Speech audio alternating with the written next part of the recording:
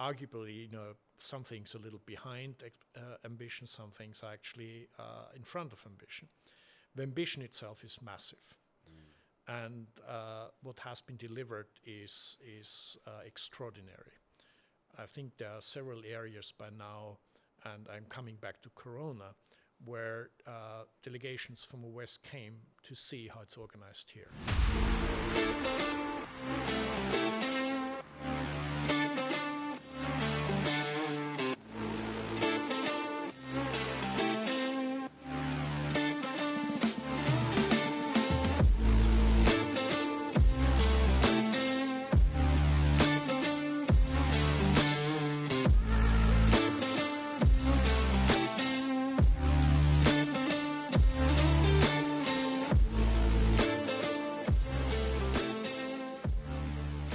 Dear viewers, and welcome to podcast. So today we have a very interesting, sophisticated guest who I have so much information also and things I would love to talk to him about. He's the former CEO and advisor to senior executives and government officials, Dr. Goetz. Course, thank you so much for being on our show, and thank you for inviting us to your very nice home. Well, welcome to my home, and thanks for having me. Most welcome. Oh my God, I think I'm stuttering, But Goetz, man, when I was informed I'm going to be interviewing you, I tried as much as possible to do my homework and read about you. What a journey, what a career, and what a path. Now, I want to speak about Dr. Goetz coming to the kingdom. I know your relationship with the kingdom is not just for the past 5 years. You've been involved also even previous to that. Share with us, please. Yeah, so the first time I came to Riyadh was in 2010. It was at a time when the insurance market here had just started. And being a consultant back then with Oliver Wyman, I just transitioned from McKinsey to Oliver Wyman. I was put and asked to do a project here, which I tried to avoid back then, to be fair. You were asked to make a project here. A project here with one of the leading insurance companies to build strategy and help them transition from being a very entrepreneurial, group of people to becoming a proper corporate. So that was in 2010, and this relationship evolved over time. Eventually, 10 years down the lane, I was asked to be the CEO of this company, which I gladly accepted. 10 years, that's 2020. 2021 to be exact.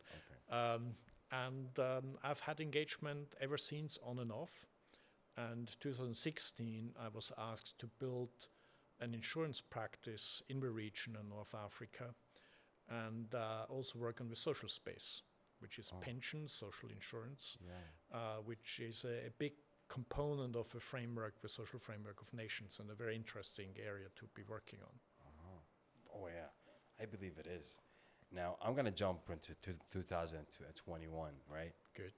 Dr. Goetz, now, in 2010, you came here, right? 2010. Yes. So you came here, you had your meetings, whatever you saw. Fly in, fly out. Yeah, yes. Fly in, fly. So you didn't get a chance to probably, see much. I didn't see much, right? But it was still a time when, restaurants would be closing in front of your nose during prayer time, and there was a segregation of family and females and males. Yeah. So I didn't see that much. Yeah.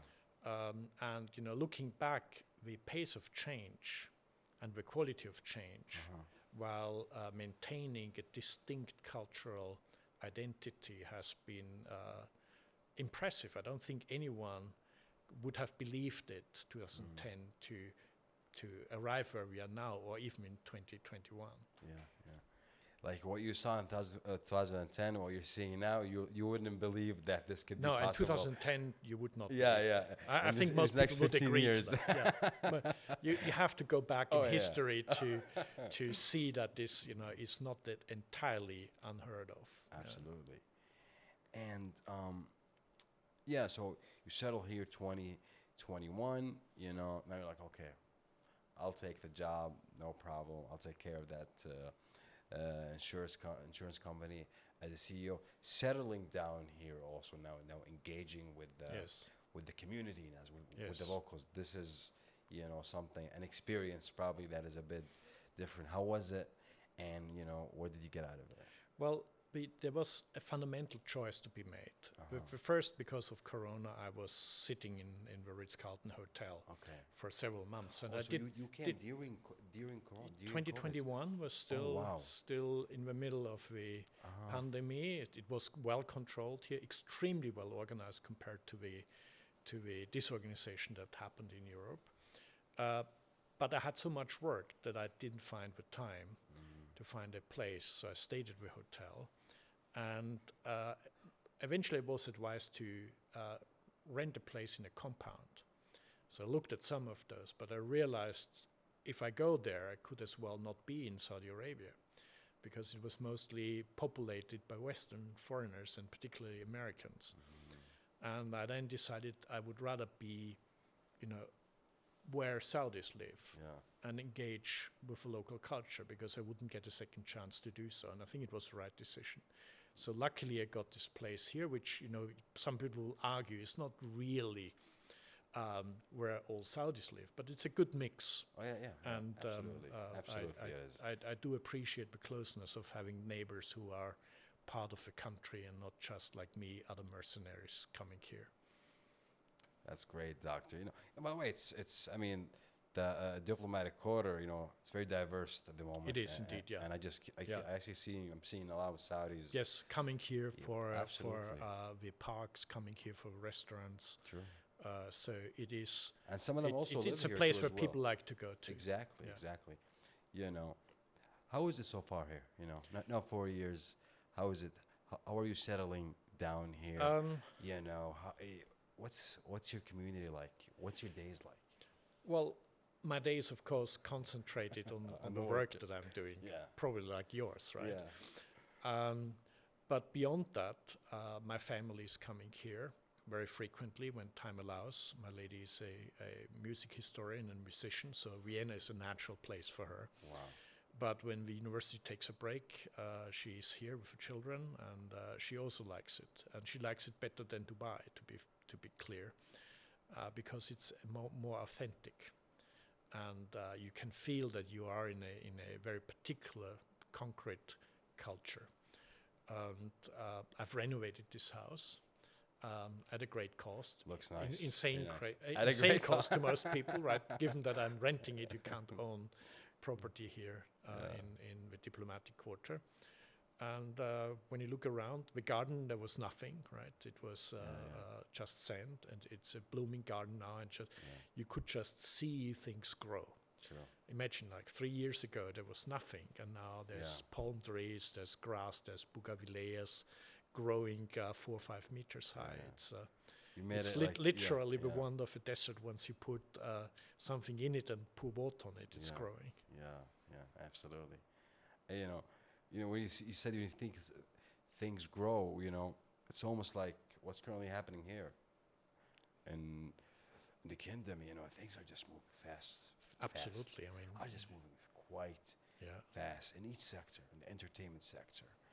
You want to speak business, you want to speak in the IT sector, boom, development. Digitalization, boom, it's almost like saying that we want to be top notch, whatever is the good, just make it top notch. And you've been a consultant to senior executive, government sectors, and you still are. What do you see? Like, when you see all that work and that effort that we see as people who are living here, we're just seeing the changes and we just go with it. Nobody's seeing the effort, what's going on behind it, the strategy, the professionalism. How is it? How do you see it from your side? And you being part of it, of course. Well, I've had the privilege to be part of one or the other component of it. To be fair, I think it's a tremendous success story. A story that when it was announced, hardly anyone would believe, except for those who wrote it, the leadership of this country. And when you see how it's being delivered, then I think arguably, some things a little behind ambition, some things are actually in front of ambition. The ambition itself is massive. And what has been delivered is extraordinary.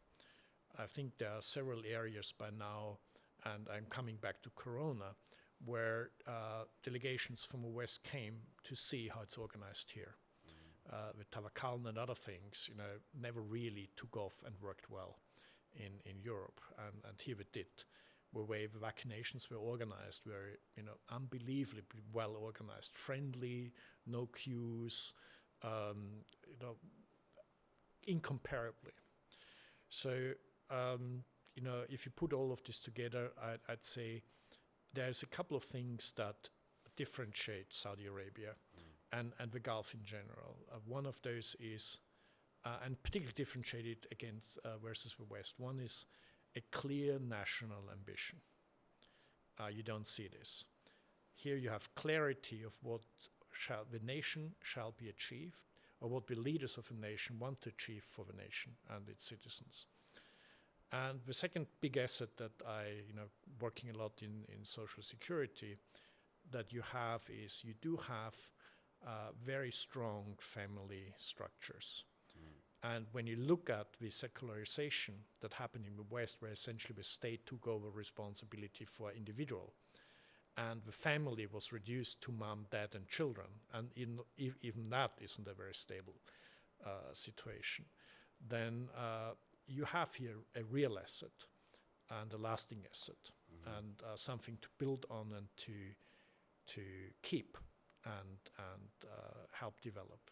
When you're speaking about like the pension, the strategy of the pensions, is family being put in mind? Is like families, people who are divorced wives. Let me try to answer this a little bit. Yeah. There's a general misconception Yeah. that a cost doesn't exist just because you can't see it. It does exist. Yeah. Because if large families are basically supporting the elderly as we do support their children, that's the original frame. And any society started in this frame.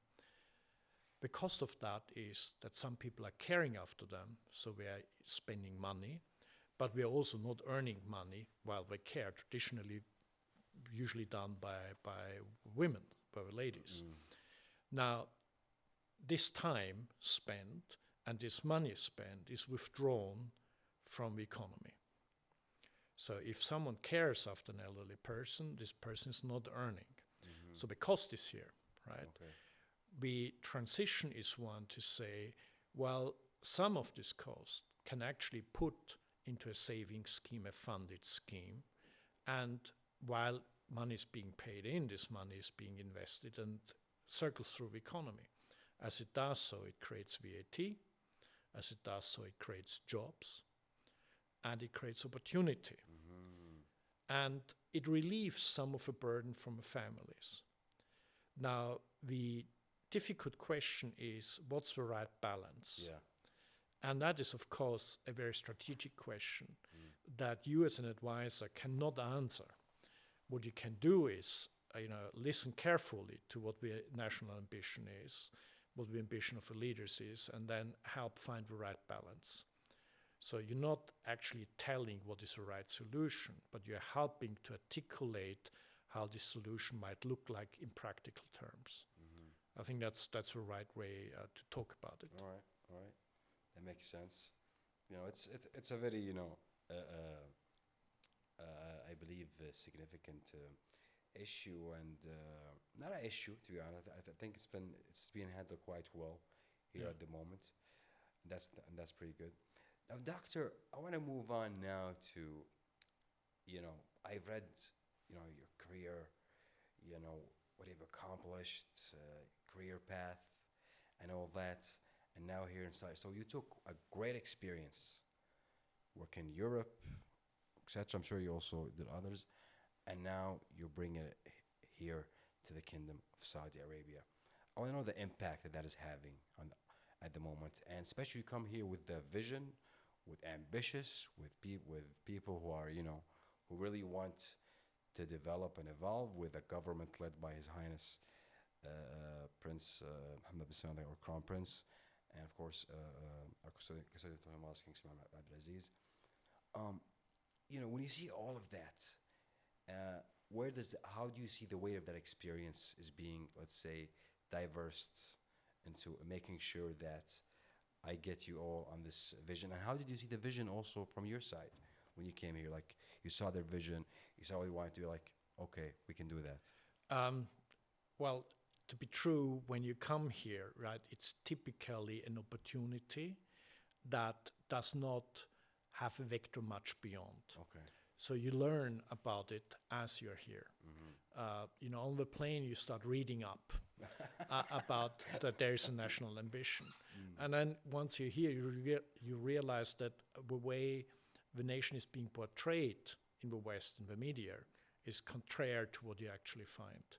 And in particular, the friendliness of the people. That's a good point. So before you came, you were seeing the media, you were like, oh my God, what am I going to face when I come here? Was that like a concern? No, I was never scared about going abroad, and I've always liked to be in supposedly strange places. Forgive me for saying that. But what you then find is an opportunity to have impact with your work beyond what you can have in mature economies. Here you can actually help people come to conclusions and decisions that you read about in the papers. And you can actually see for yourself, how things change, and the actions that lead to change are truly put and pushed through. And that is massively exciting. So for me, it's my personal, how shall I say, I take energy from being impactful, and the quality of impact that I can have here drew me to the place and still keeps me here. That's beautiful. It's beautiful, Doctor. Based on based on what you're seeing, how do you view the future of the kingdom? Globally, or on a global level, like okay. This is a little bit of dangerous ground, because whatever you say, you will find very senior people disagree with you or not like you to say it. I think it's very clear that the world is fundamentally changing. That institutions that have been built as a result of the last big war, are not structured to be very effective in dealing with today's problems, and many of those are of global scale. So when you look at what's happening, is I think, luckily for the region, the tectonic shifts are pushing up the region. The fact that today there are negotiations at a very high level happening on invitation of Saudi Arabia in Riyadh, in Jeddah, I think is a clear signal in this respect. And those changes at the time work favorably. But I think it's also clear that you need to think carefully about the risks that are of global nature and how those might impact the nation. But by all what I understand, those are well understood, and the thinking of the government is way ahead compared to what is currently being visible. You see all the construction, etc. And you're lucky to have a good leadership. Thank you, Doctor. Absolutely. I mean, it's a blessed. Many Saudis, without a doubt, are enjoying all these changes, definitely, and benefiting from them, and liking it. Doctor, life sometimes it's a bit, I would say, crazy in a way. Life would just move you on, take you somewhere. The unexpected is always there. I would describe you without a doubt as a very successful individual who's accomplished, been on leadership level of big organizations, whether it was from the private or the public. does is success like, is it and with what you're seeing, with what we're seeing currently here at the moment, do you think it's what is like the major the important key, the ingredients to continue to drive? Do you think to continue to have that same drive to reach to that position in life? You mean on an individual I level? went personal right away. Look, But I want to diverse the episode. well, I got to benefit as much as possible from Dr. Ali. I Yeah, was going to look, ask him, what is the key? Do you know anyone take yeah. you will hear different people say different things Yeah. depending on the situation. There are two ways to tell about a life. One is the way of writing a CV, and then you pretend that much of it was by design. The truth is, I think, we all know, it was, seeing opportunities and acting on them. And I think success is, a matter of energy. It's a matter of discipline, but it's also a matter of being open to opportunity, realizing when there's one and not shying away from taking it. I think most people will agree, to give an example. If I hadn't gone to the opera in Vienna on a certain day, and if I had entered the buffet in the break between the first and the second part, at a particular time I would not have met my wife. And, those are things that are not by design. So the big things in life happen basically as a coincidence, and they start as a little trickle. And then over time, we might become highways. And then when you look at it, and then it's easy to talk as if it had happened by design. If someone had told me when I was a theoretical physicist at Cambridge University that one day I would be, a person quite experienced in the industry of insurance, I would have laughed at that.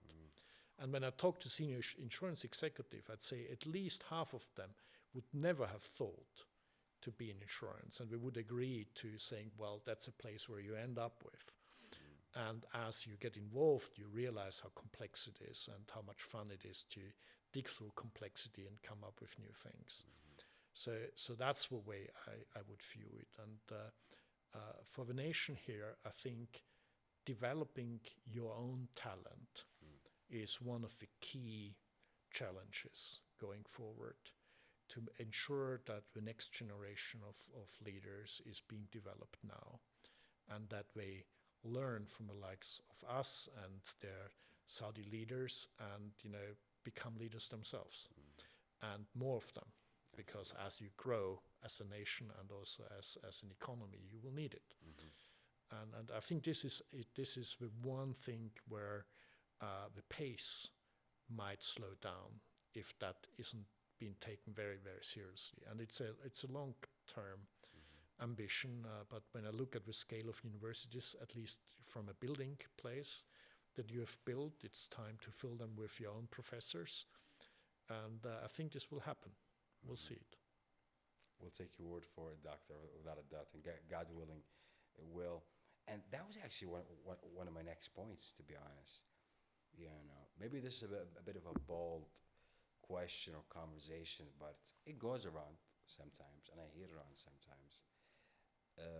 I hear it in the media also. So it's on Western media. They're saying, "Oh, all right, they're growing, they're doing that, but that mission in Neum will not happen. Impossible, no. They can't do that." And then others are saying, "Well, they can do it because they have the money to do it." Is it about the money, do you think? Is that the only key factor, or no, it's not, because you can see other nations that are quite wealthy and not on this path, right? I think it's the ambition, and I think I think I mentioned that at some other point. When you look at the Umayyad Empire from Mecca to Medina, 100 years on. What is it? Which empire is it? The Umayyad Empire, the Umayyad. early Arabic empire after Prophet Muhammad. 100 years on, Arab fighters had conquered Spain and were crossing the Pyrenees. And I think if we had taken it more seriously, we would have beaten the night forces of the French knights.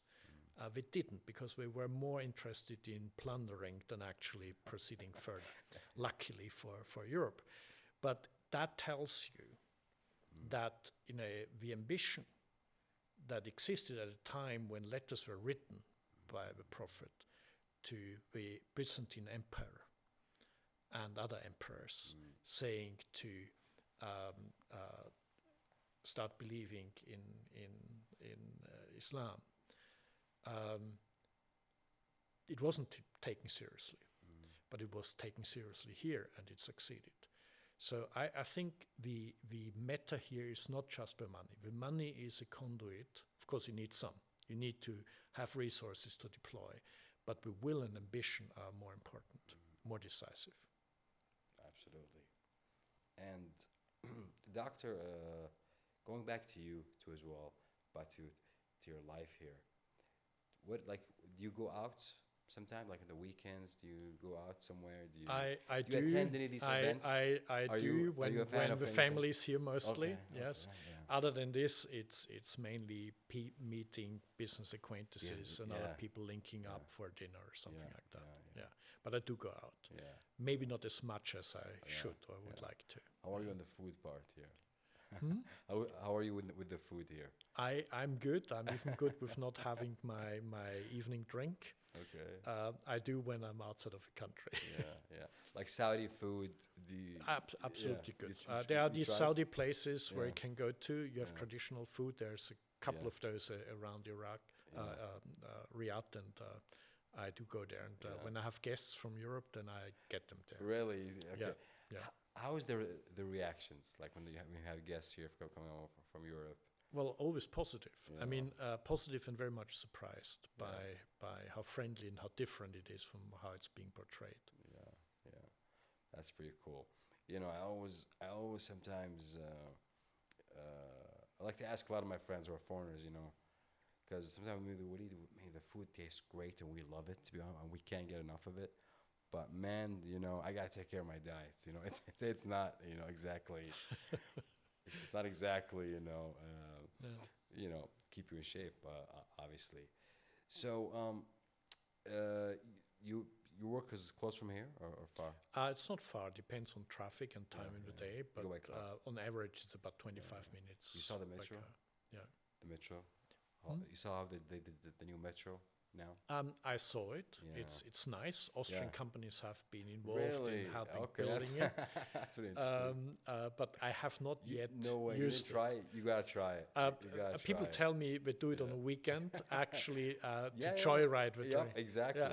Yeah. When I did it in Ramadan, and I think it was from 3 o'clock. It was empty. Mm-hmm. I just went on. I took a ride. I wanted to try it. Actually, that's something to do. Yeah. Thanks for reminding me. Yeah. I had it on my list. Yeah. And I was, to be honest, impressed. Just access, the way to go, pretty good. And I'm actually thinking about, start using the metro to go to work nowadays. It's very convenient, especially with the traffic here. Yeah. There's so much positive things I could say about Riyadh. I love Riyadh. I mean, I'm curious to see the new park, the huge park that is being built. Yeah. I'm really interested in seeing this, and I love to go to Daira. The King Salman Park, is it? Yeah. It's gonna be great. How about like Adria? You've been there? I've been there, yeah. And I go there every once. It's also one of the places to take people to. Absolutely, absolutely. When I come here and I see all these major events, when I see when you're seeing big boxing match between what's his name, Anthony Joshua and Tyson Fury or Francis Ngannou, or these big names, or you're seeing a big football match or one of these huge concerts, these big famous artists or singers coming here and performing here in Saudi. When you're seeing all of that, you're like saying, I'm like, oh, okay. This is what usually happens. Now it's here. It's happening increasingly. It's happening here. Exactly, right? It's happening here a lot. What's your reaction to that? Are you like, whoa? Well, I'm myself more on the classical side of music. Yeah. So, opera and concerts. So I'm still waiting for you to build an opera house. But don't do it the way we've done it in Dubai. Did you go to Al Ula, by the way? Al Ula? No, not yet. They had, what's his name? The Italian. Tenor. It was Tenor. Is it Tenor? Yeah, I think so. It's. I think it's pronounced differently. You asked me too quickly to he's come blind, up with a name. I think. He's blind. He performed twice at Al Ula. Yeah. I think he's performing soon too as well. I'll make sure you Excellent. Well, thank you very much. Notice you if you're a fan of opera. Yeah, you're right. And I think they did speak about something about building an opera house or something. I think there's something in the making. I think we have created a cell in the Ministry of Culture. To develop music. Yes, without a doubt, it's very important. So, how is it like when I say doctor? Part of your hobbies. What would I say? Well, a man who's very successful, who works so much. He's also created a lot of time. So, what do you do? On music, reading. I read. I like to read about history. Strangely, I can tell. From that story, I didn't do this when I was at school. Yeah. My other degrees in mathematics and philosophy. I like playing chess, and then I do the little sport that you just have to do, right? A bit of exercise, just to, yeah. That's pretty cool. That is pretty nice. That's why you build a garden here. The garden is more. A garden is something where you always have some small things to do. Absolutely. Well, admittedly, most of the things are done by the gardener. I like to just walk around and pick a twig here and pretend that I'm doing some gardening. That's and very nice. The other thing that I like to do is cooking. That's very nice. Yeah. They say it's very important. They say no matter how successful a person is or how much you're good at what you do, there is something on the side that a person does just to exactly draw your mind away from your day-to-day work. And one thing I saw about leaders can be successful, but there's there's leaders. That's from my view. I saw about leaders is that they're very obsessed with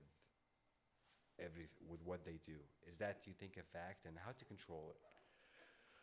Because sometimes people just become obsessed. You know what?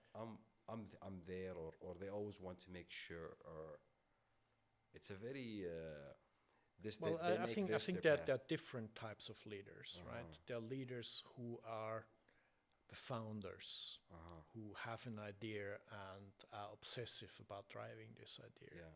Then there are leaders, that, and I come back to companies, who are good administrators. When something is mature and we keep tweaking and improving it, but too boring for a visionary leader. So, the right leader for an enterprise as it evolves, and I think that's true for any kind of organizational organism, is changing over time. And I think, as I said before, discipline, energy, perseverance, are qualities that are, uniting them all. Some people might call it obsessive. Yeah. Some people might say, well, this comes at a great personal cost. Is it healthy? It often does. Is it a healthy, I would say, act for individual? Because when I see that, it's work. It's working for them. Yeah. They're doing it right. I think it's something that evolves in a person over time. The question whether it's healthy or not is not asked before it becomes an issue.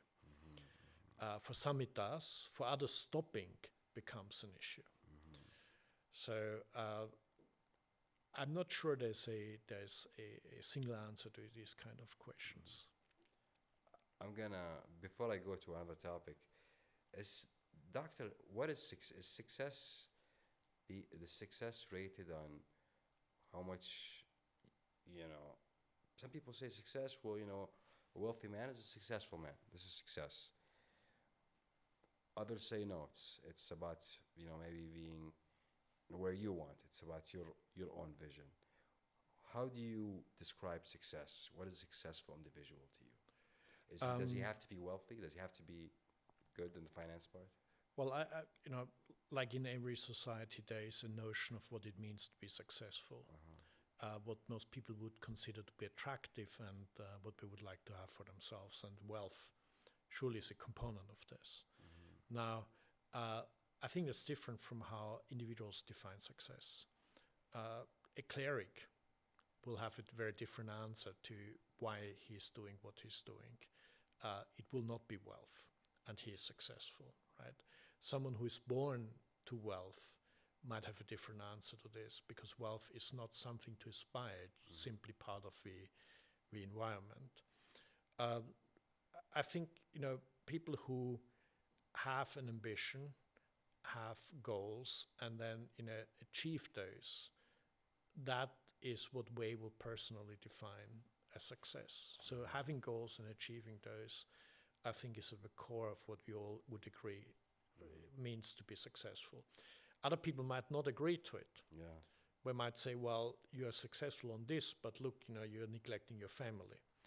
The person might admit to that, but still believe that what he's doing or she's doing is a matter of success.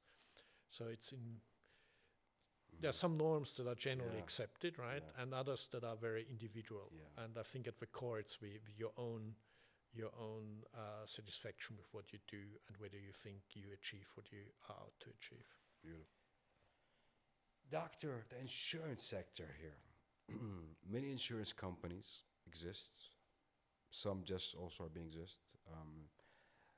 Some have been the pioneers of insurance in Saudi Arabia and others. How do you see or view the insurance sector here in the kingdom at the moment? Well, when you compare the insurance sector and its role in the national economy, it is very small compared to other nations. So there's one imperative, and I think this imperative is being acknowledged, part of the vision for the financial services sector, is to grow it, and in particular to grow the balance sheets and bring to life some insurance products that are hardly existing today.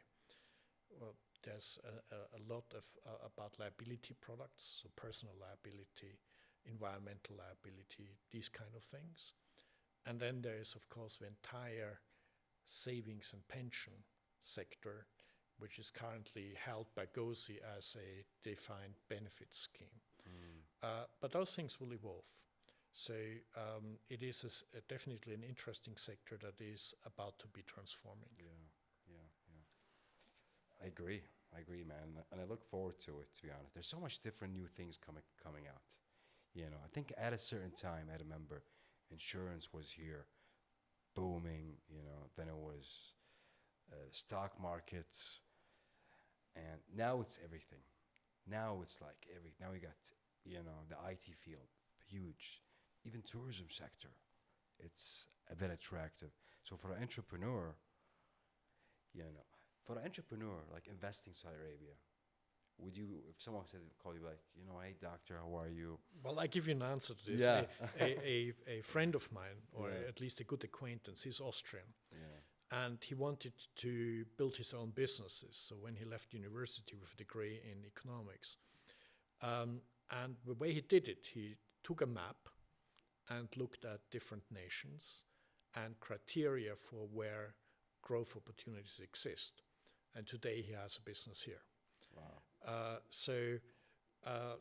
I think it's a good place for entrepreneurs. There are, of course, certain hurdles, particularly when you're a foreigner. It takes time to learn. You better find a Saudi partner who trusts you and you trust him or her. But then, it's all booming. So there is opportunity all over the place. It's all boom. So opportunities are still there absolutely for foreigners and absolutely yes, yes. And I think having foreigners come, bring their knowledge and disseminate it here and help the nation to evolve and learn and take the best and drop what's not so good. That's the way forward, and it's happening. Absolutely, doctor. Your premium visa, I think, is a good step. Yeah, in this right. direction. Yes. A lot of people are just be like, yeah, I'll take it.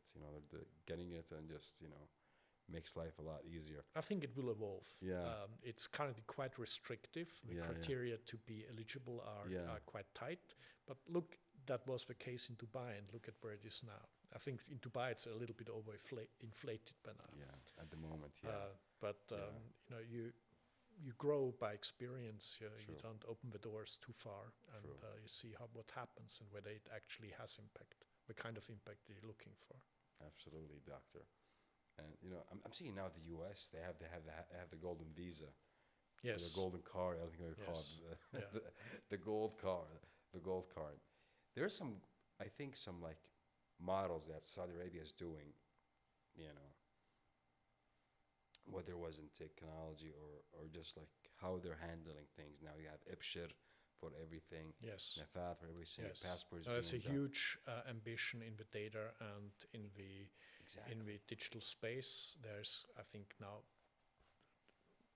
I might be wrong, but I think it's around 800 government agencies collecting information, and this information and the use of information is being, you know, consolidated step by step, and the wealth of information that's available and the ability to use it will evolve here much faster than it can in Europe, because regulation in Europe is actually slowing it down quite a lot.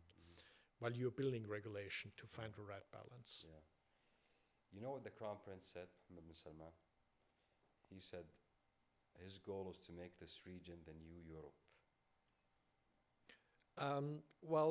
I think if he means the Europe in a cultural, cohesive, evolving way, most people will agree. I think not just the country, the region. The region, it's the European Union without, and I think that was also said, without repeating the mistakes.